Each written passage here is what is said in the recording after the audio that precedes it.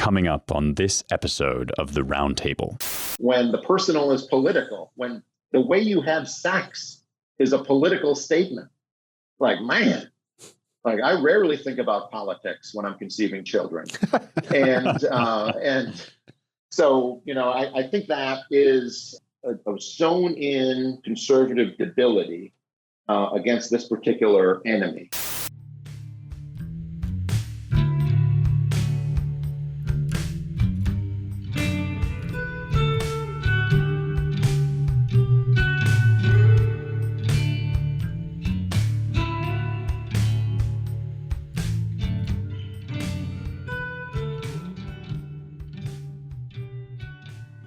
Welcome, everyone, once again to the Roundtable, the Publishers and Editors podcast here at the American Mind at the Claremont Institute. I'm your host, Ryan Williams, publisher of the American Mind and the Claremont Review of Books and president of the Claremont Institute.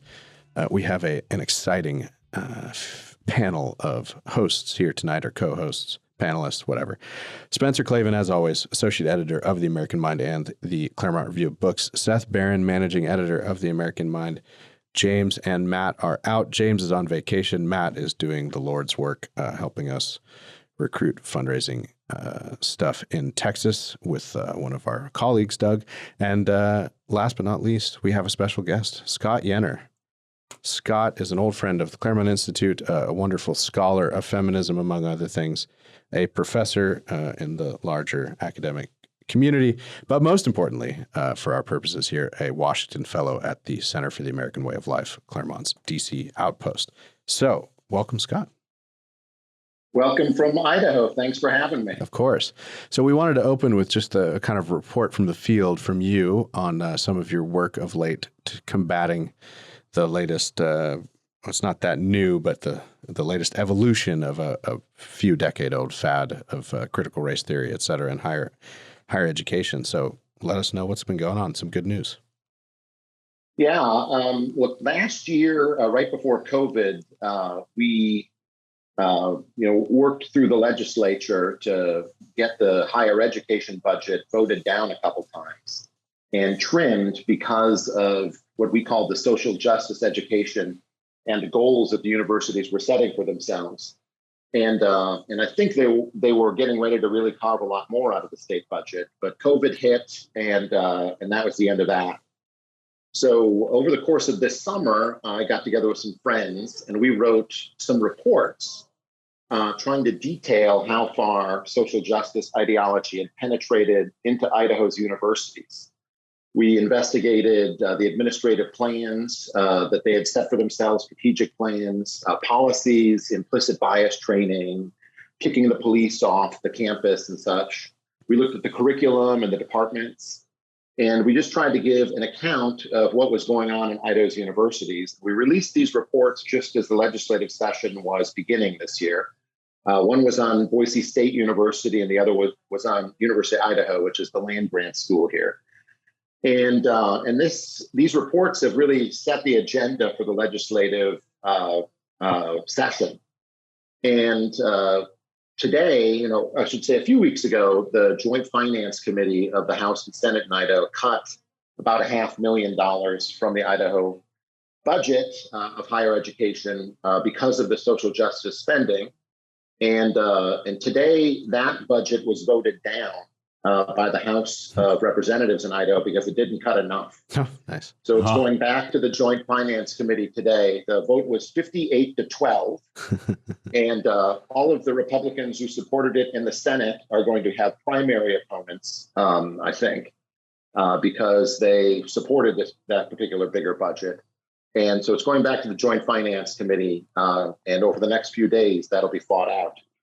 What the hope is that they're going to cut a few more $1 million. It's tough this year because of all the helicopter money being thrown on the universities from the COVID acts of the current occupant of the White House.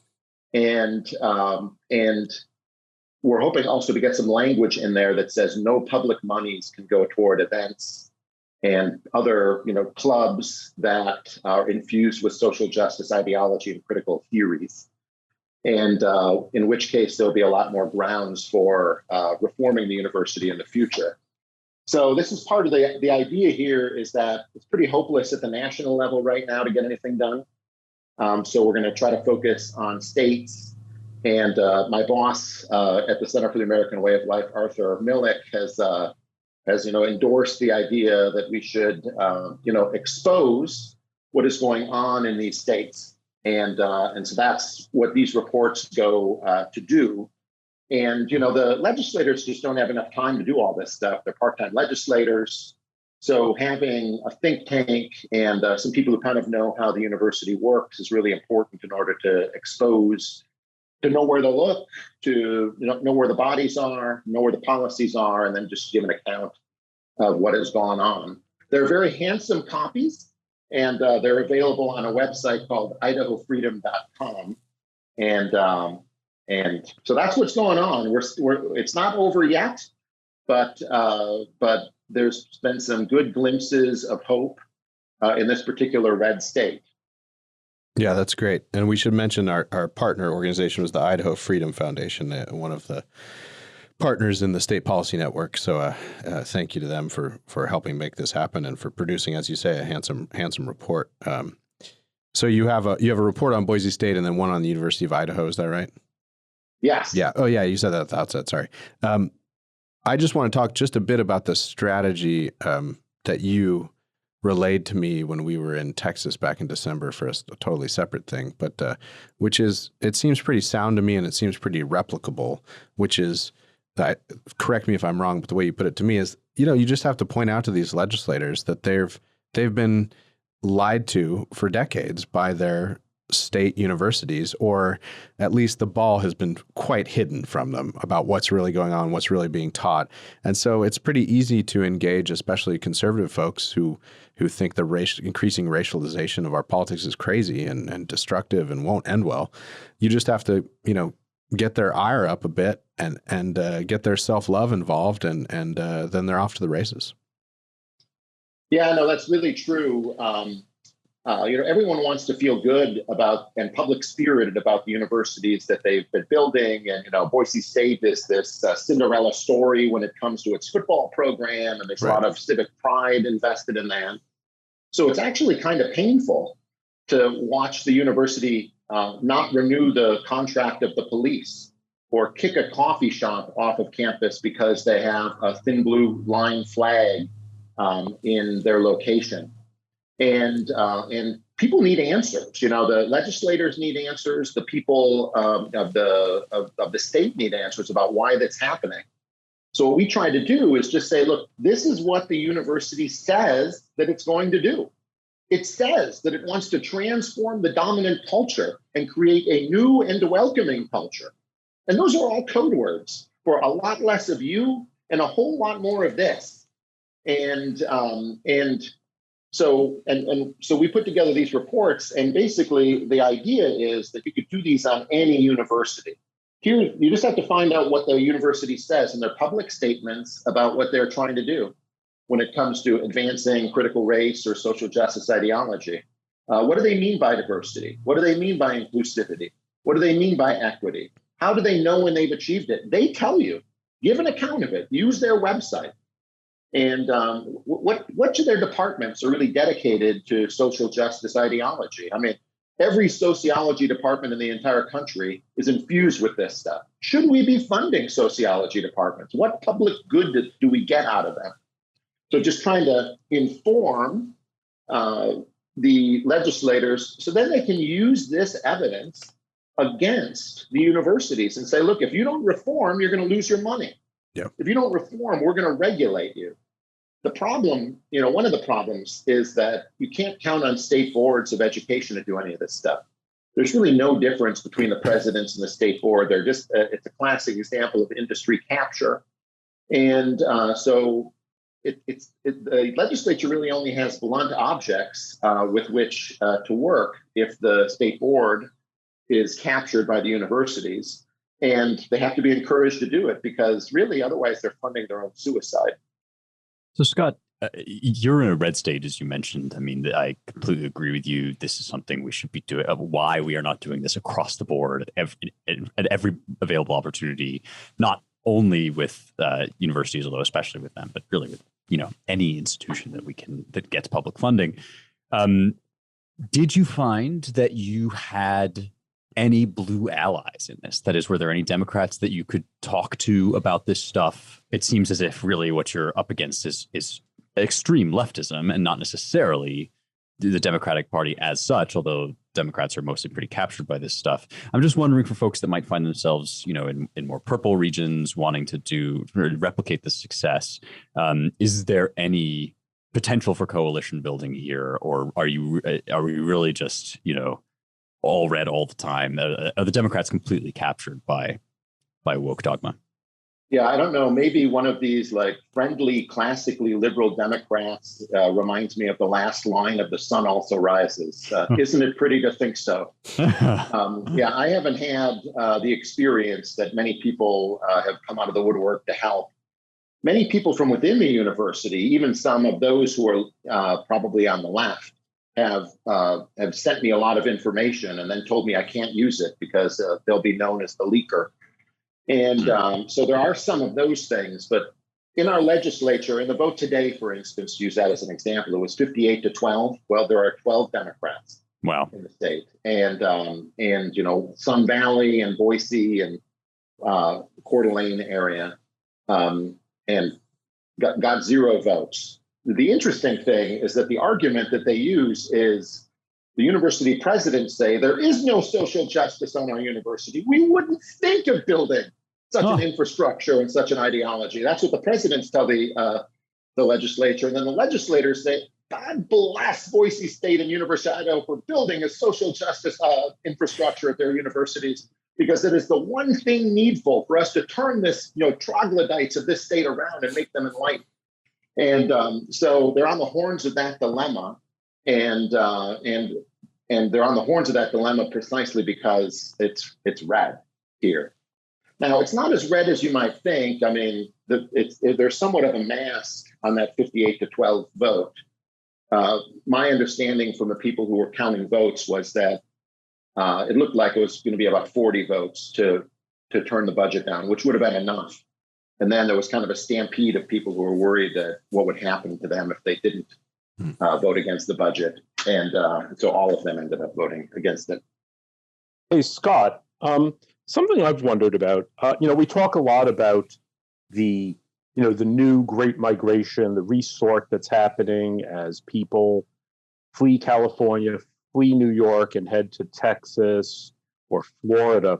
But Idaho has been undergoing a similar type of resort for a while now as people from California move up to Boise and places like that. And maybe you could clue us in as to what to expect. Have the transplants, have they come for the red politics, or are they coming in to turn everything purple? Well, I have some colleagues who have investigated that question at my home institution. And then I have a lot of anecdotal evidence from chair of Republican committees and such. And the impression that we get is that depending on the part of the state, the people who are coming into the town, here, Boise and the area, it's about 7 out of 10 are Republicans. The northern part of the state, Coeur d'Alene in that area, that's about 9 out of 10. And just talking to people, because I've made it a real object to go and meet as many people as I can to talk to them about why they're moving into the area, I'm really struck, not just Californians, but people from Portland, people from Seattle. They seem to be A, fleeing for the right reasons, and B, kind of determined not to let it happen here. Now, I don't know if that determination is enough, and I don't know if that's going to suffice over the long term, but I think my prediction is that Idaho will be ruled by Californians who have fled here within 5 years. The old political establishment here is very complacent, and they just don't think that you're going to be able to screw up the state very much. And I think the Californians have a greater sense of what the threat is to those who want to live, in families and to hand down their traditions to their kids. So, I think they know what time it is more than the Idahoans, and they're going to be ambitious enough to try to rule. So I'm not saying that the Idahoans are simple people. I'm just saying that I think that they lack a kind of desperation that the Californians who are upplanting themselves and bringing their families here. I mean, it's screwing life up for all of us. Housing prices have almost doubled in the last 12 months. And I mean, it's all right for me. In fact, I like it a little bit since I already own my house. But it's not so good for my kids who want to move back here. They're going to be living in my basement until they're 70. So that's one of the downsides. But politically, I think that Idaho is going to be much better off because of the influx. Yeah, it's interesting. It's one thing that's people forget when they hear, Californians are moving to red states. They think, oh God, they're going to bring California politics. But I remind everyone, California is huge population wise. I mean, it's 36, 37 million, whatever it is. I mean, it's larger than Canada by a darn sight, by, close to 10 million people, I think, last I checked. And there are more Republicans in California than in any other state in the union just because of this size thing. So just because tons of Californians are moving to your state, I mean, that's heartening, Scott, to hear that you think, 70% or even 90%, depending on the area, are Republicans. I'd be interested in those numbers in Texas. I know Matt Peterson, who's not on this podcast today, but we've talked about it on the Roundtable. Someone needs to really commission like a big study of the in-migration in the country and political affiliation so that we can all get a handle on this new landscape and how it's changing, including it sounds like you're doing all right in Idaho, but infusing some states, maybe Texas, maybe Florida in various ways, in the safeguards they ought to be taking to make sure that they're not overrun by what our colleague Mike Anton calls blue locusts. Yeah, I mean, that's actually another reason I was inspired to do these reports, because I think if this makes any kind of a splash, it shows what kind of people you get here in Idaho. Yeah, and it might attract different kinds of Californians to the area. So we're not able to stop in-migration, so you have to hope that the selection bias is in your favor. Yeah. We often joke, the best way to fend off, the purple or blueification of your state with immigration is, especially in places like Idaho or across the Sun Belt or the Bible Belt, is lots of Jesus everywhere and lots of guns. Yeah, it really freaks out the cosmopolitan liberals. It's like, yes, they'll choose have more guns. Yeah, they'll choose Tennessee ammo. or something. You need ammo, though. Right? No, I know. Everyone's got guns, but they don't have ammo. You don't. Yeah, that's right. Yeah, it's crazy. 308 rounds are now it's insane. This happens to be the rifle that I own. I mean, they're like $2 a round if you're lucky. It's crazy. It's remarkable to me, Scott, that sense that you describe of people who have lived in this state forever, sort of thinking of it as on lock for the red team. I mean, I'm sure that's not a phenomenon that's limited to Idaho. You get it even out here in Tennessee, despite the fact that our major urban centers are purple or sometimes trend blue, and these things turn around so quickly. Ironically, it seems to me that some Californians, at least those who have been there long enough, actually have a clearer picture, having lived through it, of how quickly a state can turn from red to blue. I mean, because that's, of course, what famously happened to California. And it happened in exactly the ways that, that you are now trying to prevent over there, essentially. Yeah, I mean, the way I look at it, I'm a native of Wisconsin. And when I grew up, I think of Wisconsin as a pretty democratic state.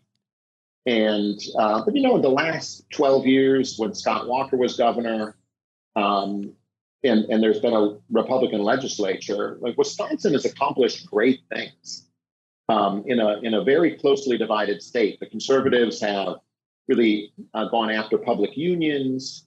They've accomplished, gun laws and welfare reform and things that Idaho hasn't done any of that stuff. And it's 80% of its legislature is Republican. I mean, the Wisconsin Republicans, they're fighting because it's a razor's edge, and they have to demonstrate that they're competent in their government. And in a state like Idaho, there is no necessity behind being an effective reformer who is out in front. And so you end up getting more effective conservative leadership in Florida or Wisconsin, just use those two as examples, than you get in Wyoming or Idaho, even though they're the most Republican states in the union. And I often tell that to people. It's like, this legislature isn't half of what Wisconsin's Republicans are. Mm-hmm. And this is like, it's one of these states where the only way a Republican could lose is if he got caught. Well, I can't remember what that old line is, with a live boy or a dead girl, or is it the other way around? No, yeah, you got it right. Or shooting somebody on Madison Avenue, just to coin a phrase, pull one out of the Yeah, that's good. Well, thanks for the report from the Mountain West, Scott. I wanted to talk, just plug your book a bit and just talk about this piece we finally got up. We commissioned a bunch of these, that is to say Arthur did, as a kind of launching essay series for the Center of the American Way of Life.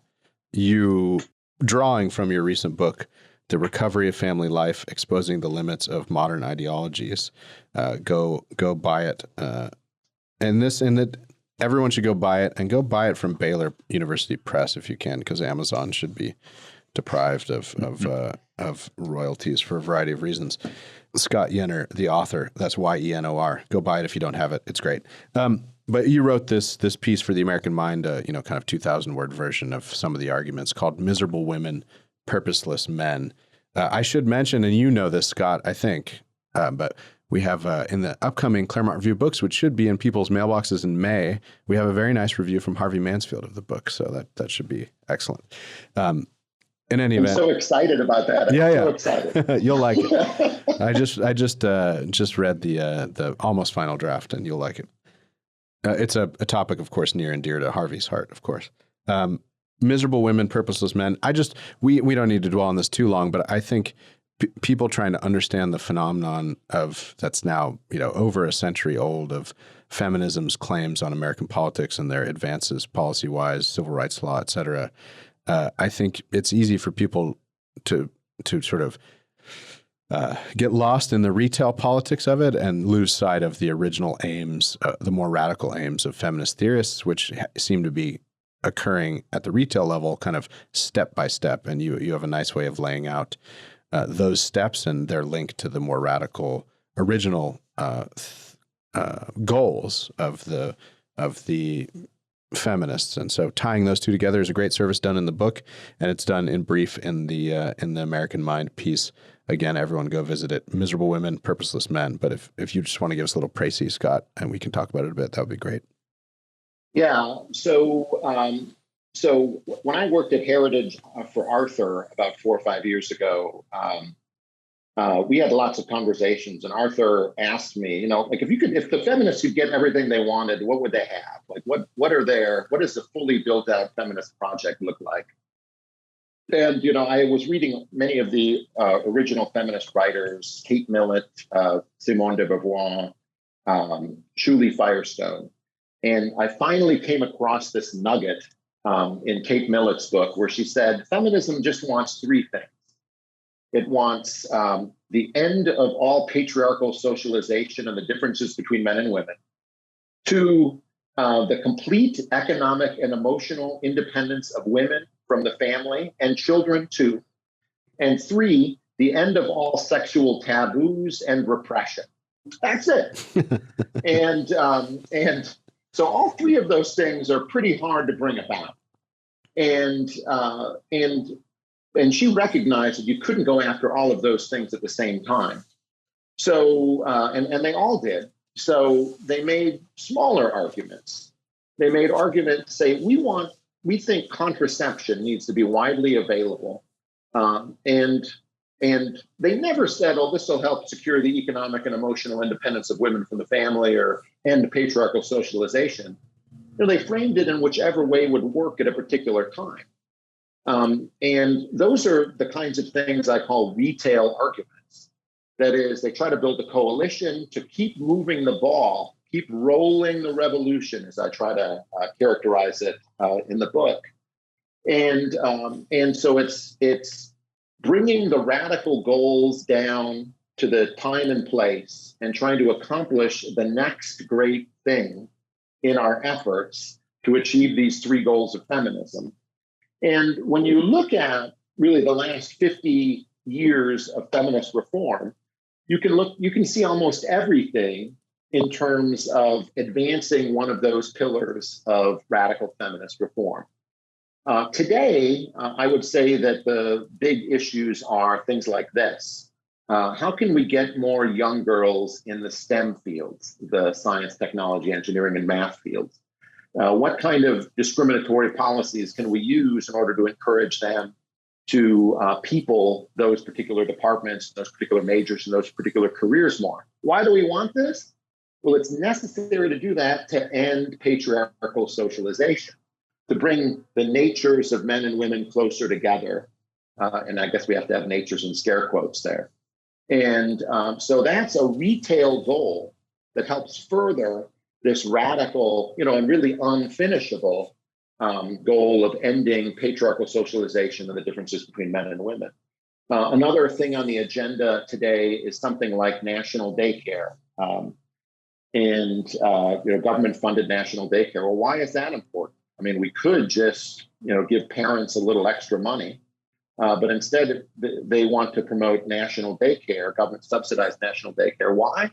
Because the goal is to accomplish the economic and educational and emotional, independence of women from the family.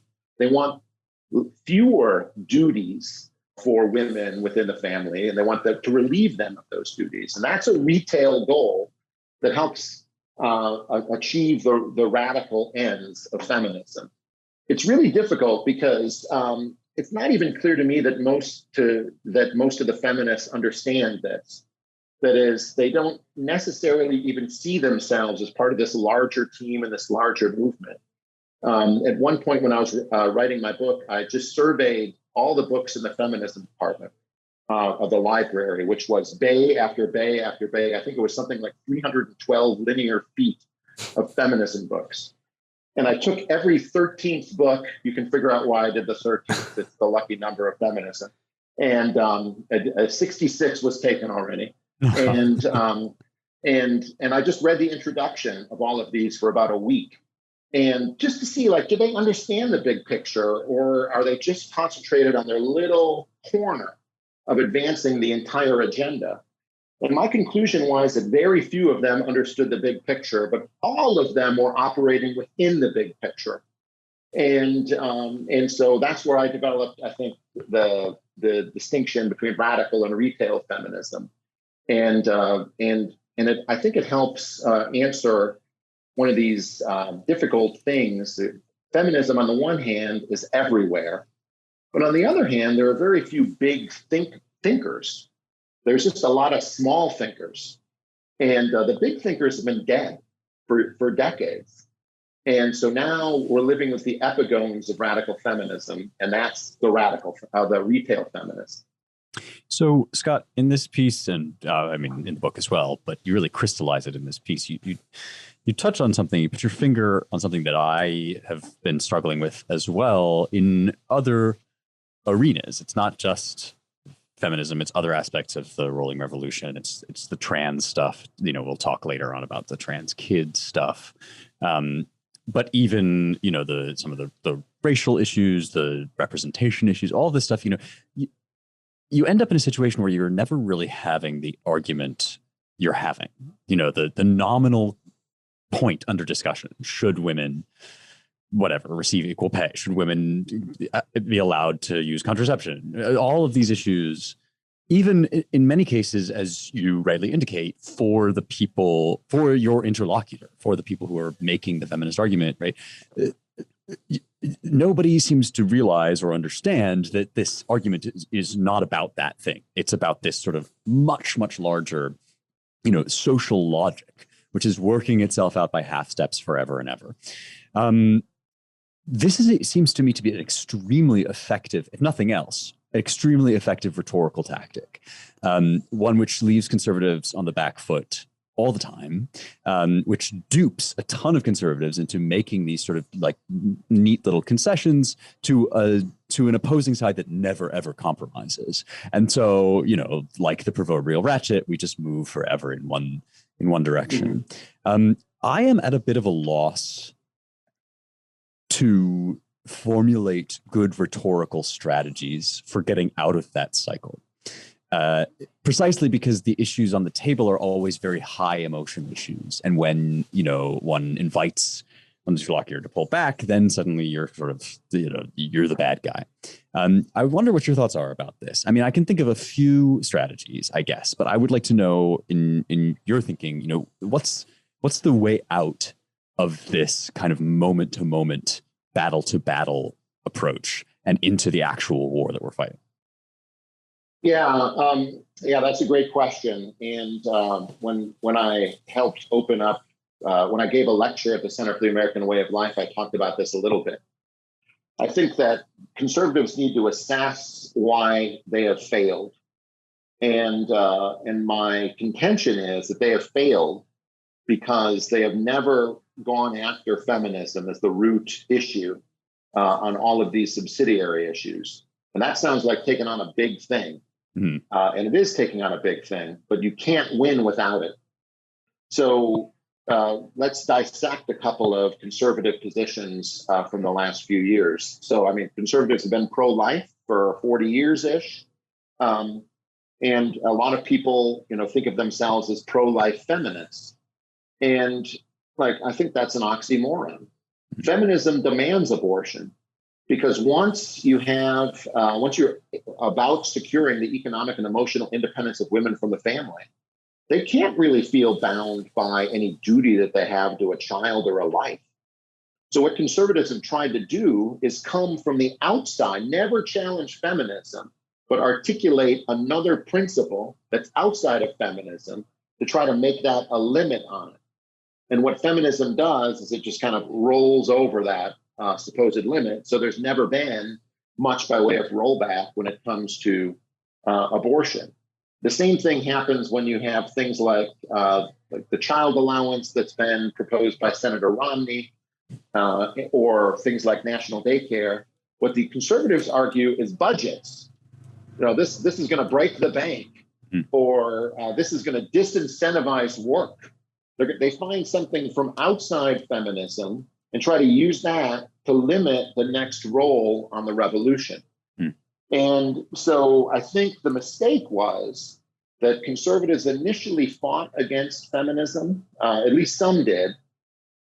It's a question for me if whether, you know, I think the most intelligent conservatives saw the threat of feminism long term, but definitely some really important activists saw the threat of feminism over the long term. But once it seemed like things were going to be difficult, it was going to be difficult to win elections if you were attacking feminism, I think it was just abandoned. And now we're living with it because there's no opposition to it in public. So, and the reason for that, this is the second part of my answer, is that you have to hang the goals of feminism around the neck of the people who are advocating for the latest retail goal. You have to say it's not good for people to be alone, neither men nor women. Women will be miserable. They might even end up taking more drugs when they're middle-aged and be miserable. The men might not be responsible and able to achieve great things. You know, this is bad for people, but there are differences between men and women that we should recognize and appreciate, not try to eliminate. And again, until you try to go to the root, I don't think you can effectively oppose the modern ideologies. And this is true on all of them. It's true of the social justice ideology that you know is so predominant on the campuses and in K through 12 and the corporations. And you know, it's always just the next reasonable thing. We just want people to feel welcome or whatever. And but you know, it's you start with that we want people to feel welcome, and you end up in the gulag. And so you have to go after the root of these particular ideologies, I think. You know, I wonder, I don't want to, you know, I know we have other stuff to talk about, but I wonder also, and not just with feminism, but other issues as well, say like homelessness, housing. I mean, the sort of things that you encounter in New York, for instance, with the activists. It's almost like they care about it much more than we do on some level. Like, to them, it's a life and death fight, and they're in it. So they're fighting on the ground. And we have maybe a more, I kind of think about these jihadis who say, like, we love death more than you love life. Like they're not afraid to, they see it as an all or nothing battle. Whereas we're willing to sort of, we're willing to accept their claims of incrementalism and just sort of hope that, well, maybe it'll go away eventually. Yeah, Seth, I think that's a great point. One of the things that I've struggled with is, this is related, but it's going to sound stupid, is should I ever have a Twitter account? I look at having a Twitter account as meaning that my life will be totally politicized. That there's not going to be a moment, or there's going to be too few moments when I can read a great book or just, think outside of contemporary politics. And I think that conservatives generally don't want to live in an entirely politicized world. And so they're always at a disadvantage when it comes to the left, who is wants to politicize the whole world. When the personal is political, when the way you have sex is a political statement, like, man, like, I rarely think about politics when I'm conceiving children. And so, I think that is a sewn-in conservative debility against this particular enemy. And I think it's like, who wants to totally politicize their lives? So I don't see a way out of that in some way, and I'm still not on Twitter. Yeah, that's probably good, Scott. Our friend Michael Anton likes to joke that if any of us should see that he's created a Twitter account, he pre-authorizes us to go to his house and to murder him because it's a nice incentive for him to stay off.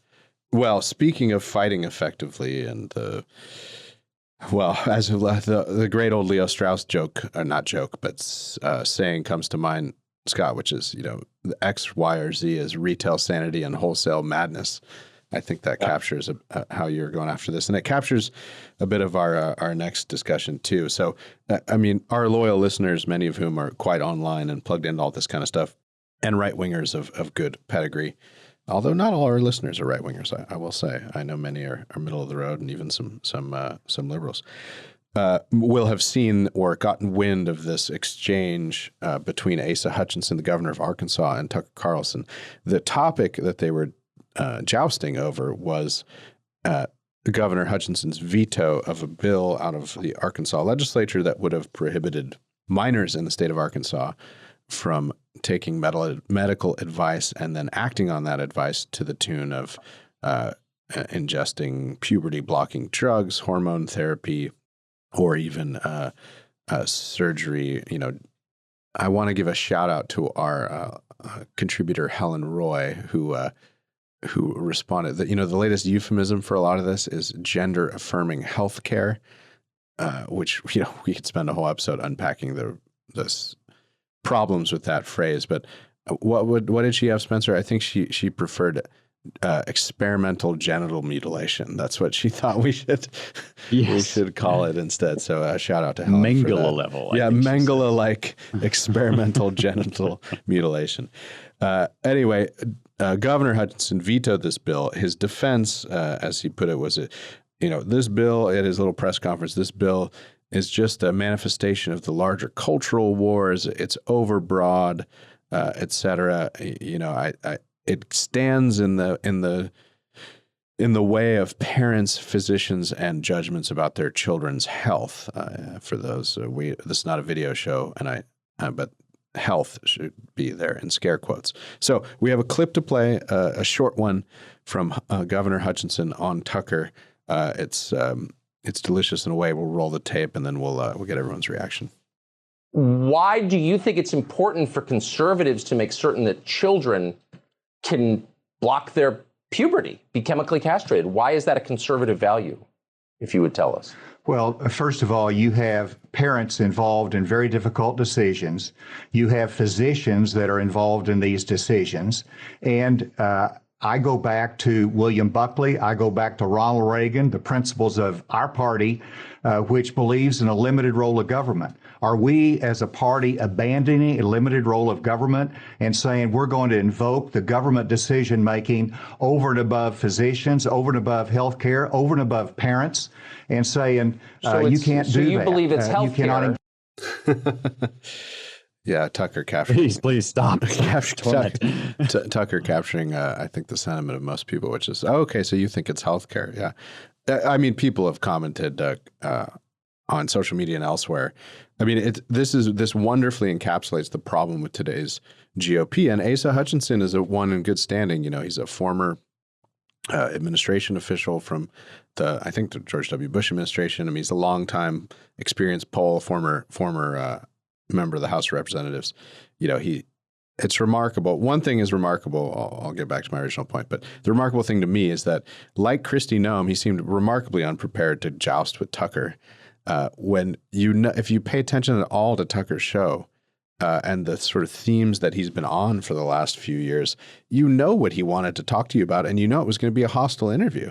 I mean, do these people not have communications departments? This is crazy. It's like inarticulate on top of just not being able to properly and to invoke Buckley and Reagan and the abstraction of limited government, and then to just say, well, that's my defense. I mean, that may have flown 15 years ago, but now, especially on Tucker Carlson, it's just you're going to get swatted down as he did with extreme prejudice. Well, this was like Noem on steroids, right? I mean, Noem, or perhaps puberty blockers. Like Noem went on completely unprepared. That was about boys and girls sports, you know. So a moderately shocking issue that most people would kind of get behind Noem had she supported this bill. She fumbled it. She also fumbled her media appearance. That was kind of surprising. She's the governor, as Lil Nas X might say, she's the governor of a whole state. Like, you know, she should be able to do these appearances. And now, like, this is like times 12 because, you know, if anything is outside the Overton window anymore, surely like injecting kids with arm implants that stop their puberty and then interfering medically with their genitals is like, you know, utterly beyond the pale, especially for Hutchinson's constituency. On top of which, right, like Ryan, I think he probably doesn't watch Tucker. And that's the most astonishing thing to me, right? Is the utter disdain. Or doesn't even have anyone watch it for him. Right, exactly. Like doesn't pay anybody to watch Tucker and tell him maybe like what happened to old Kirsty like the other day, you know. This man, Tucker Carlson, is becoming the kingmaker among Republicans for the 2024 field. I mean, we're watching him right now, one after the other, sift the wheat from the chaff. They go on, they either defend their unpopular decision or they, you know, are celebrated for whatever. Like, he's the guy. Everybody's watching, and they have this. I suspect, at least, like an incredible hauteur about them that they just like don't have to defend themselves in this way, as if like none of them could ever be primaried, as if none of them will have to compete for their presidential nomination should they desire it. Like, it is kind of remarkable. I don't know what's going through their heads. Well, I think you're so right about the hauteur, and it speaks so profoundly to the utter condescension with which the GOP regards its own constituents, and the extent to which they think that we're just basically stupid. And all they have to do is say Ronald Reagan and limited government, and everyone will say, "Oh, right, that's what we believe." I mean, how is his argument different? I mean, that sounds like it's a Planned Parenthood argument, isn't it? Like, we don't want to put the government between a patient and their doctor. I mean, that's exactly what they say all the time. I mean, we would say, "Oh, well, there's a human life that you're snuffing out." But what's the difference if it's like a child's genitals that you're going to cut off?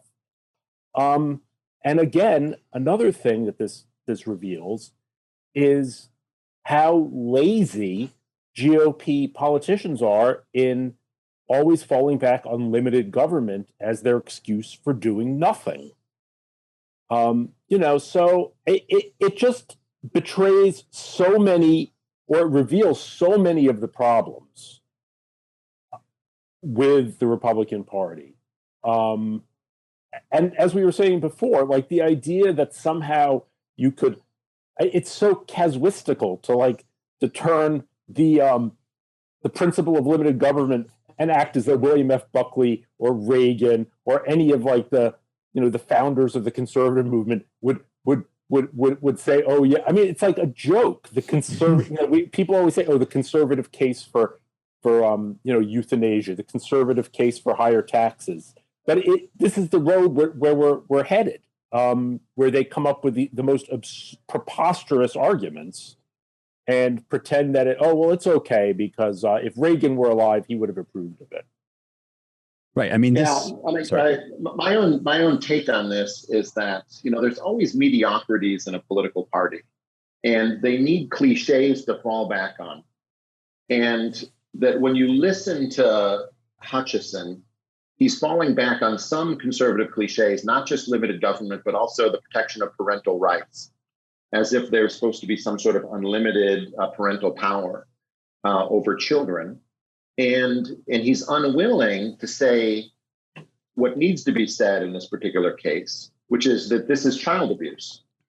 And that's why you're making it illegal. It's child abuse, which is a limit on parental rights. So, I'm always looking for ways in which to say that conservatives need to retool for the new age. And I look at him in that particular statement as kind of falling back on an old homeschooling paradigm, if I can use that word, and I'm going to have to actually vomit for using that word, so pardon me. But he's just, we want parents to be able to oversee their kids' education. And then the next thing is, we want parents and doctors to be able to oversee their healthcare. He's just using the same, he's a mediocrity. He's using the same cliche. And so the tooling that needs to happen is that when there's a transgender issue, the position is that this is child abuse, that the state needs to open up torts, that doctors can be sued for 40 years after any kind of surgery or use of chemical altering drugs. They can be sued for malpractice if the person is not satisfied with what happened. Like, put a real deterrent on it.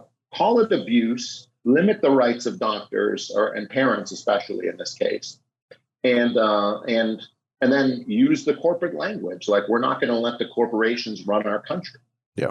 And all of those things are very counter to this guy came of age in the 80s and 90s, and he needs to be retooled.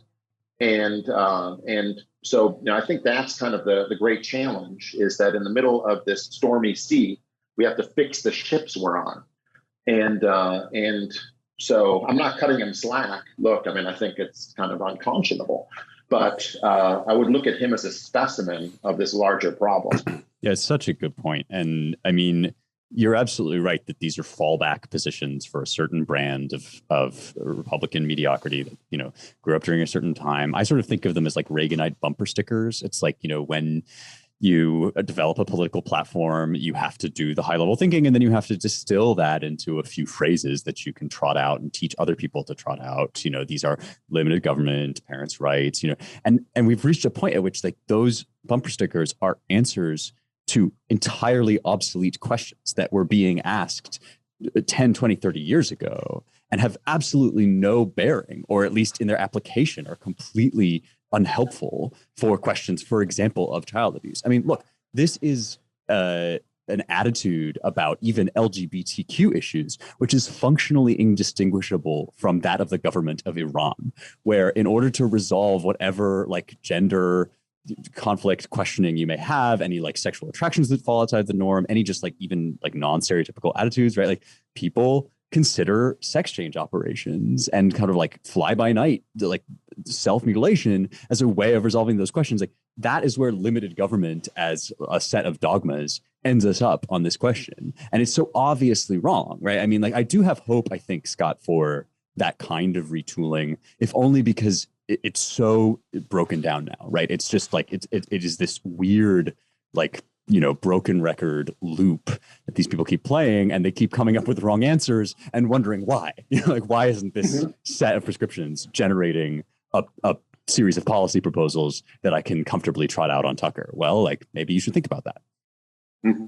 Yeah, I like to, Scott, your implicit suggestion to sort of marry, dare I say it, more Marxian analysis, the class side, and we're in favor of Marxian analysis here on the American Minds Roundtable.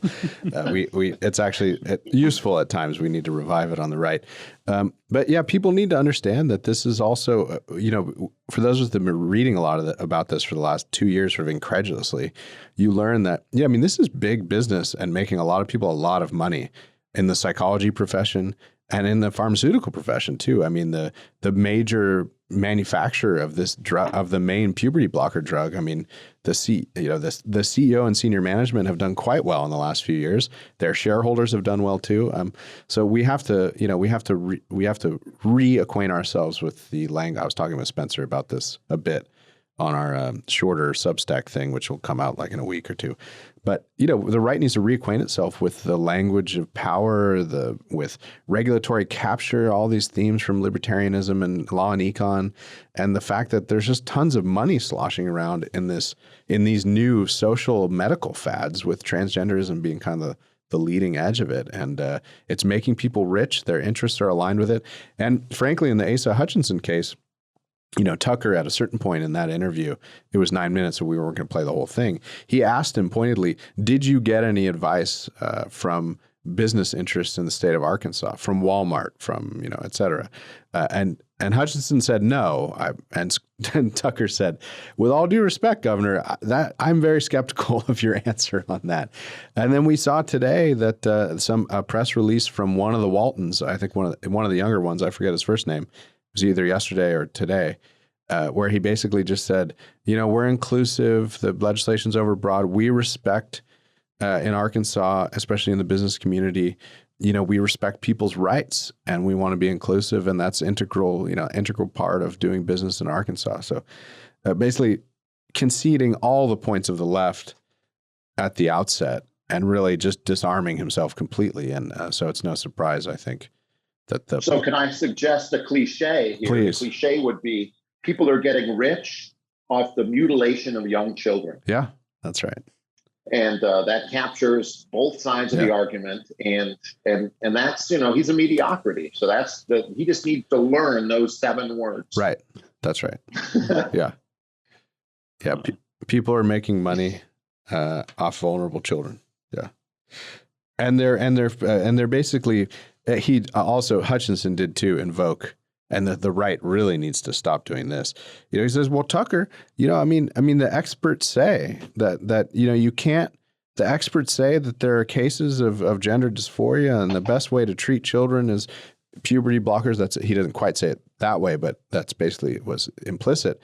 And Tucker kind of played the expert game with him a little bit and basically just said, can you cite a single study that showed that? He said, yeah, of course there are mentally ill children, who have problem with gender dysphoria, but are any of them improved in the short, medium, or long term by things like puberty blockers? Are they made happier ultimately? And I think there's mounting evidence in the detransition movement that really doesn't seem to be the case. So, well, insofar as there is any expert evidence is in this, as you say, very new field, the opposite is what is indicated. It seems as if this, in fact, intensifies gender dysphoria, where it would otherwise resolve itself. Yeah, it's an old theme of Claremont, too. John Marini and others have been beating this drum for a while.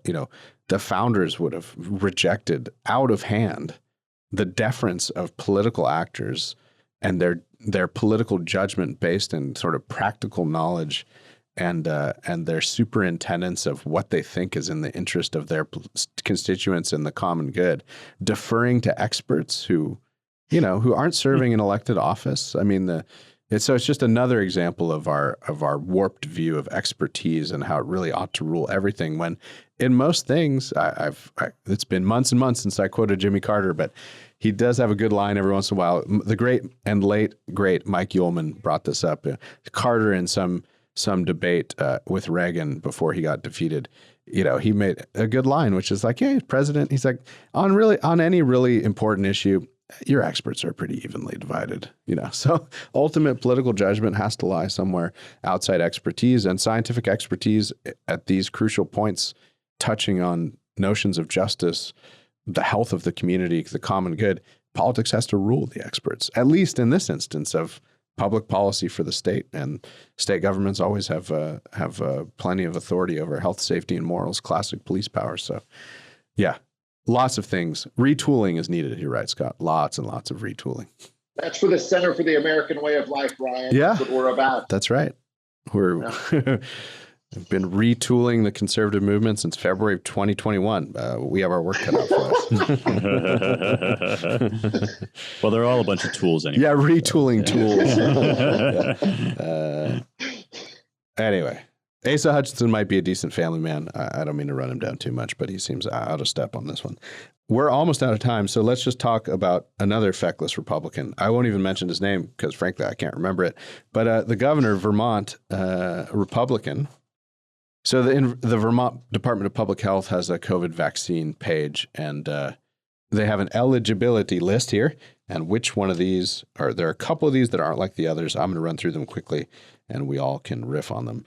I'm sure our savvy audience will immediately realize what I mean. So who's eligible for a COVID vaccine right now in Vermont? People 40 years and older, people 16 years or older with high-risk health conditions, parents and primary caregivers of children with high-risk health conditions, healthcare personnel and residents of long-term care facilities, people who work in the public safety system, school staff and child care workers, Black, Indigenous, and people of color, BIPOC in parentheses, English language learners, and people in immigrant refugee communities. Okay, well, I think it's obvious. These are all mostly as what we used to call on the right colorblind categories, people at risk, people with perfectly reasonable categories of folks who should get a still scarce vaccine, but increasingly less scarce vaccine, should step ahead in line. That all makes sense. But it's just remarkable to see and you can see why this Republican governor did it.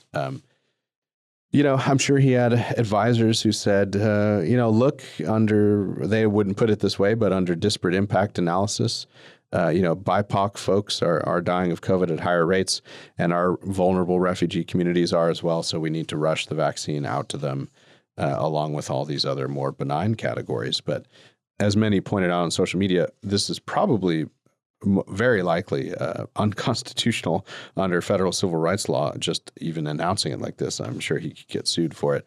But it just shows the obliviousness, I think, of your run-of-the-mill Republican. Granted, he's a liberal Republican in the Northeast, so you got to cut him some slack for normal political sail trimming, I suppose. But it just shows the extent to which still, even after 4 years of aggressive, ideologized, racialized national politics, that some GOP politicians just can't help themselves, and they kind of fall in line, not realizing that just what look like benign sort of vaccine rollout things or any other number of policies, in fact, have behind them really analogous to what you were talking about, Scott, with feminism and the large goals versus the retail policies, have behind them this whole freighted narrative, theory, et cetera, about retooling American politics from the dream enunciated in the Declaration of Independence of equal protection of the laws for all,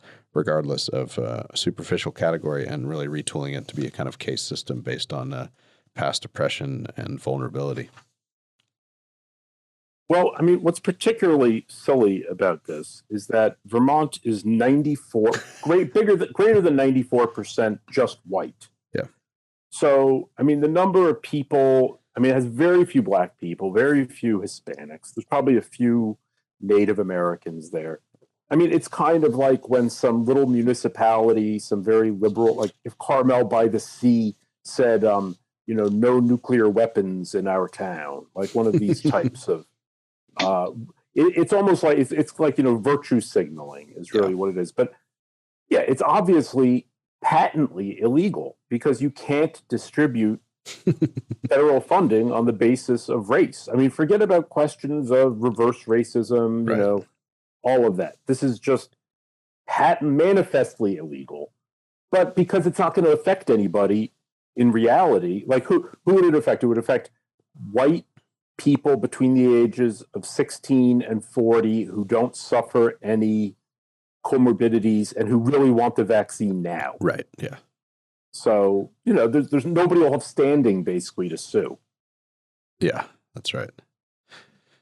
Anyway, I just wanted to flag it. Any final thoughts, Spencer or Scott? We're almost out of time. Well, yeah, I mean, it is remarkable what Seth points out, that these are positions now that you have to nod toward in situations. I mean, the trans debate is the classic example of this. How many trans people are there in the world? Like a countable number, a vanishingly small number. And yet we must like fly the flag outside of institutions that have like no trans people in them. It's in like Kabul, Spencer, in Kabul, among other places. Yeah, well, exactly. Like exporting, it's our latest cultural export. But it gives the lie, of course, to the notion that this is actually about the individuals who are totemized for the purpose of the whatever like political goal is currently at issue. Like this, people who have any one of these supposedly marginalized identities already know this deeply, because they know that if they voice a conservative opinion, there will be some reason why they don't count in that list. I mean, like Peter Thiel is not gay. Like you're not really black because X, Y, and Z. Like you're not really, you're a woman, but you're arguing for the patriarchal Heather McDonald. I mean, talk to anybody who has ever sort of taken this line. You get no credit. You don't get diversity points. And the reason for this is that these aren't actually about like ameliorating the situation of, even if they like, even if one black person somewhere might get a vaccine a day earlier than he would otherwise, like none of this is about that. It's purely about posturing, but also power. Yeah, I have very little to say because I've tried not to pay any attention to COVID or anything like that as much as possible. But I would just say that looking at this as a retail policy, it should always be attacked as another manifestation of this social justice ideology that's corrupting the country, that's a pernicious ideology, it's false to the facts. It's not something that can really be the basis for any kind of decent social cohesion. It's tyrannical in principle. And every time you can attack it, we should attack it because it's the central issue of the time. And it should be used as that, and whether it has a small effect or not. Yeah, and the great irony of it, too, is the modern administrative state wants to do everything scientifically. So if BIPOCs need the vaccine ahead of others, despite what federal civil rights law might have to say about that, as Seth pointed out, that the end goal of that on their own understanding is to vaccinate them more quickly so that they decrease the disparate amount of deaths that happen in that community. Black, Indigenous people of color, Black and Indigenous people of color. So, okay, well, what if someone shows up and you're kind of skeptical of their status as a person of color? I mean, you have to ask them, how should they prove it? So in this great irony, the modern left's obsession with critical race theory and the sort of racial case system that they seem to be building, they're led back to the old principle of the segregated South, which is the one drop rule. Which is, if you have one drop of color, quote unquote, in your ancestry, then you're back then then you were barred from stuff, and now it's you get these benefits. So it's just the mirror image of the old racialized system, and that's not going to end well for anyone. Well, thanks, Scott, for joining us on this special episode. We'll have to have you back. You've been a lively visiting guest. I want to just point out, we had across the transom to our info email, someone said, you guys keep talking about the conservative landscape. You seem to know a lot about it. Ryan, you keep saying you listen to stuff so we don't have to, like the Dispatch podcast. That's one of my running jokes. Or I read the Bulwark, Scott, so our listeners don't have to. He asked that we lay all this out for people who aren't as in the thick of it as we are, to kind of give them a roadmap. It's a huge project, and we want to divide it up and make it not hours and hours of work for one giant episode. So we're going to do a final segment in each podcast going forward, laying out the landscape of the right. So thanks for that suggestion, to our loyal listener, and we're going to work on it. And we might run the across the waterfront of conservatism and libertarianism, and then maybe end with Claremontism, and it'll be fun, and we'll learn a lot along the way. So thank you all for listening to the Roundtable. If you want to support our work, visit claremont.org/donate. And if you want to learn more about all our projects and writing, visit our websites at americanmind.org, claremont.org, claremontreviewbooks.com, and our new Washington Center, which we've mentioned, the Center for the American Way of Life, at dc.claremont.org. Please rate, share, and subscribe at Apple Podcasts. Rate us well. It helps spread the word, or wherever you get your podcasts. Thanks to the production and engineering crew, Jake Gannon and Annalisa Lee. And thank you all for listening, as always. Talk to you next week.